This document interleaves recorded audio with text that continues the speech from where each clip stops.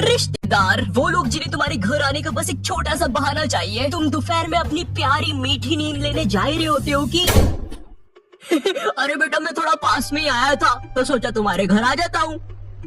पर मैं तो जंगलों में रहता हूँ। जंगलों में क्या करने आए थे? कहीं मेरा घर तो जलाने नहीं आए थे?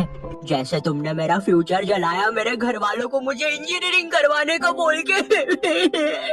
रिश्तेदारों के पास ना एक बहुत भयानक शक्ति है। ये तुम्हारे मम्मी पापा का दिमाग चेंज कर सकते हैं। बच्चा बोल रहा था कि क्रिकेटर बनना है तो हमने सोचा चलो क्रिकेट एकेडमी ज्वाइन करवा देते हैं। क्रिकेट एकेडमी ज्वाइन करवा देते हैं। भाई साहब आपको क्या बच्चे ने बल्ला मारा है क्या सर पे? नहीं तो जरा अपना दिमाग लगाइए। ये क्रिकेट विकेट में कुछ नहीं रखा। वो अपने विकास जी की लड़की बोल रही थी सिंगर बनूंगी, कुछ हुआ नहीं तो अब नुक्कड़ नाटक में पेड़ बनती है। मैं हूँ एक जादुई पेड़।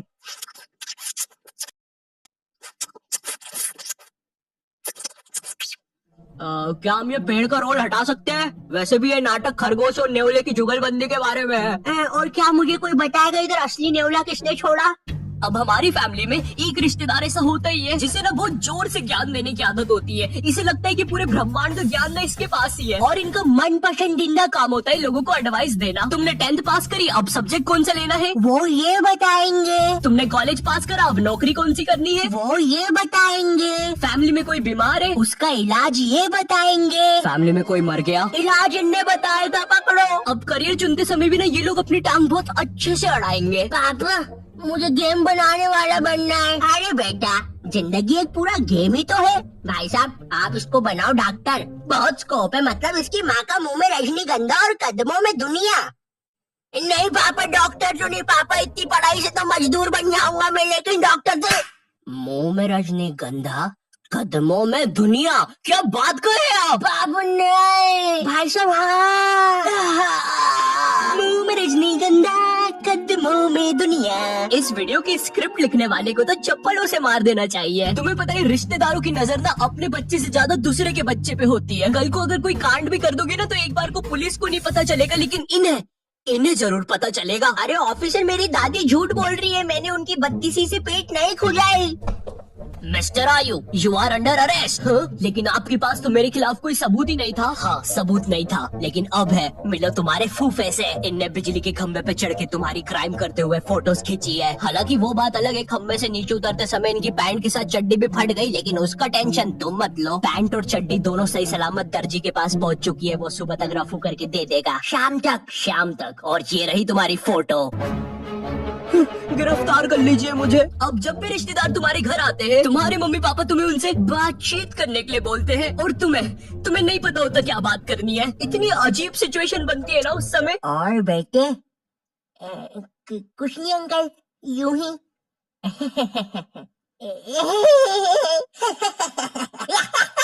अरे पागल खाने के कैदी हंसते हैं ऐसे एक दूसरे को देख के। अब कुछ रिश्तेदार ना तुम्हारे सीधे घर आते हैं और तुम्हें तुम्हारे बचपन की अजीब सी यादें बताने लग जाते हैं। बेटे तेको याद है एक बार मैंने तेको तेरी लंगोट की बल उठा के पंखे पे लटका दिया था और तेरी माँ ने अनजाने में पंखा खोल दिया था, वो भी 5 की स्पीड पे।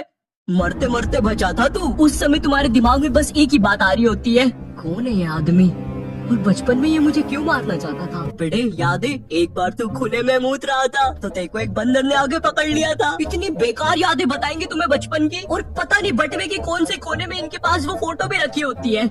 ये देखो नुन्नी खींच ली थी बंदर ने इसकी। अब ये तो ना फिर भी ठीक है, तुम्हारे साथ कभी ऐसा हुआ है तुम आराम से एक चड्डी में बैठे हो और जेल जैसे कटोरे में दाल चावल खा रहे हो, ठंडी ठंडी हवा चल रही है और सब कुछ मस्त चल रहा है, लेकिन एकदम से तुम्हारे घर पे 10 रिश्तेदार आ जाते हैं। अब जरा सोचो उस चड्डी पे दाल चावल खाते हुए बच्चे पर क्या बीत रही होगी। तुम्हें वहाँ से भागने तक का मौका नहीं दिया जाएगा। भाई पूरा दिमाग सुनने पड़ जाता है इतने सारे रिश्तेदारों के सामने। ए छोटू अपने मालिक को बुलाना तो जरा। मम्मा। अच्छा ये इनका बेटा है। छी अब ये रिश्तेदार ना काफी अलग अलग प्रकार के आते हैं। जैसे फैमिली में कोई बहुत बूढ़ा दादाजी नहीं होता है जिसके दिल की जगह भी बैटरी लगी होती है, इसे परिवार वाले मरने ही नहीं देते। इन्हें कुछ हुआ फट से ऑपरेशन, भाई आधा रोबोट बना के रखा है दादाजी को। उधर दादाजी का 150वां जन्मदिन बनाया जा रहा है, हैप्पी बर्थडे दादाजी। वो दादाजी बेचारा अपनी बैटरी के दोनों वायर पकड़ के बोल रहा है, बेटा मार दो मुझे प्लीज, कोई मार दो। अब पीछे तुम्हारे पापा तुम्हें कोल्ड ड्रिंक उड़ाने से मना कर रहे हैं, क्योंकि अगर कोल्ड ड्रिंक का एक भी बूंद दादाजी की बैटरी पे गिरा तो तुम्हारा दादाजी टाइम बम की तरह फट जाएगा। खैर जो भी कह लो, रिश्तेदार हमारे घर से जाते समय अपनी पोटली से थोड़ा धन वो हमें भी दे के जाते हैं, भले ही वो 20 रुपए का लुल्ली नोट हो या 100 रुपए का करारा नोट हो। पर सवाल यहाँ पे ये नहीं है, सवाल ये है कि रिश्तेदारों के साथ इतनी मारा मारी के बाद क्या वो 20 रुपए का लुल्ली नोट काफी था या नहीं, मुझे नहीं पता। मुझे बस एक चीज पता है, सब्सक्राइब करो। चाहे तो ये 20 रुपए का लुल्ली नोट ले लो, लेकिन सब्सक्राइब करो। मेरी आंखें तुम पे ही है, करो अभी। मेरे बच्चे के लिए कर दो यार। क्या तुम्हारा बच्चा मेरे बच्चे से दोस्ती करेगा? चले जाओ यहाँ से तुम्हारा बदसूरत बच्चा लेके। वो जा रहा हूँ मैं, जा रहा हूँ, बस चला ही गया। मुझे भी जाना है क्योंकि मेरे बच्चे का पेट खराब है और